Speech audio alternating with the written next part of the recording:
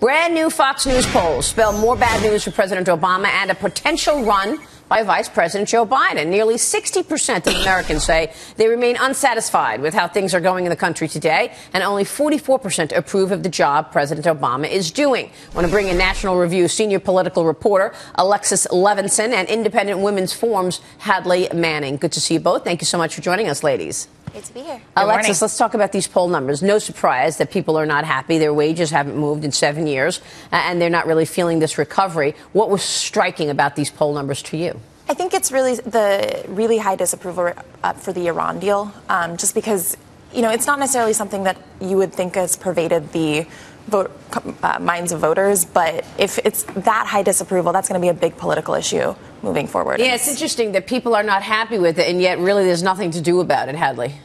I mean, the deal is done. That's right. The president has moved forward.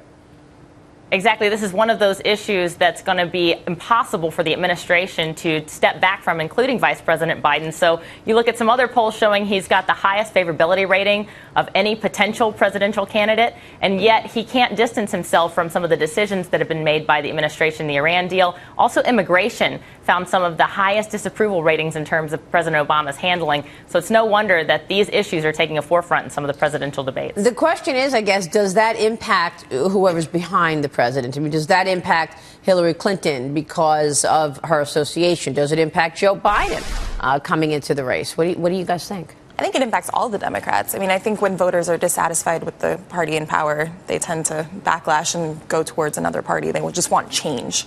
And Biden or Hillary is not really going to represent change in this situation. Yeah, the pendulum always swings. So I think that it's a disadvantage in most cases to be a two-year incumbent. I mean, after the first term, you have an advantage, but after the same person is in office for two terms, it is rough. I'm going to bring it back to the market. We were talking to Barron's yesterday.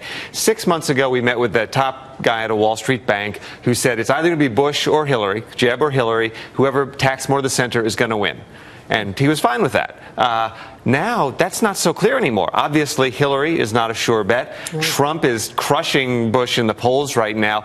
This uncertainty is something that Wall Street doesn't like. We don't know who's going to be in that seat, and we don't know what that person's going to do because we have no idea. Is it going to be a crazy lefty, a crazy righty? Is it going to be, Donald Trump who surprises in every direction? So that is rough for Wall Street, which can sort of expect a Jeb or a Hillary to kind of do what's been going on for the past 16 years. There's volatility. There's another poll out from the Fox News about would you be proud to have these 2016 frontrunners as the president?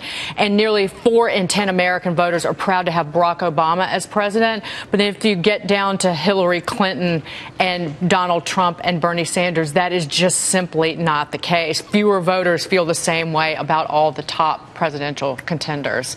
In Donald Trump's case, I love this number.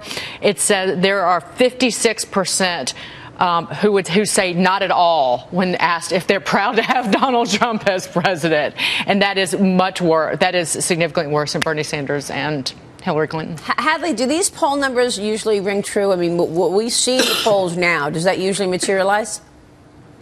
Well, the sentiment of frustration, which is very clear in these polls, I believe does materialize. Someone mentioned a pendulum swing. I think that's very likely to take place. But the hardest person, the person for whom this is hardest, would be Vice President Joe Biden, because some of the other Democrats, for example, Hillary Clinton, can say, I saw what happened in the Obama administration. I participated in it for 4 years, but the last 4 years, here's what I would do differently. She's proposing changes, for example, to caps on prescription drug costs. So she has some distance, but for Vice President Joe Biden, he's going to have to answer for so many of these choices, so many of these policy decisions coming from the Obama White House. I think that's such a good point, and it brings me to healthcare stocks, because healthcare stocks was the place you wanted to be in the last couple of years. Yeah. They have been the winner, but they're getting taken out in the last couple of weeks. You have to remember, the sector's up about 80% over the last few years, so there's a lot of gains for people to take. And of course, the candidates are attacking the drug companies. It's nothing new. We continue to hear this. But I think you have to go back and look at the sector. Still driven by positive demographics, still driven by very impressive drug innovation, lots of M&A, great dividend yields.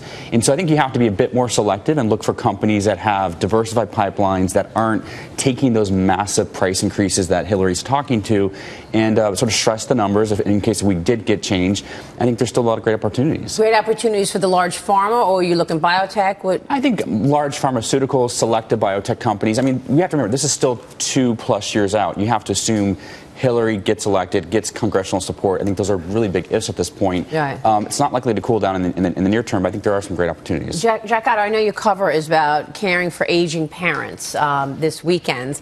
That falls right into this in terms of health care. Yeah, and this has to do with so many things, but longevity is one of them. We're now entering the first period where you've got 2 generations of retirees. So people are retiring and they still have their parents who retired 30, 40 years ago, and they're caring for them, and then they're worried about being a burden on their own children. Yeah. So this has never happened before. Our story specifically looks at private banks and how they're helping their clients deal with their parents, but it's a problem that goes way beyond just the private banking crowd. Call it the it's a national sandwich issue. generation. Yes, exactly. Sandwich, because you're caring for your parents and then you're caring for your kids as well.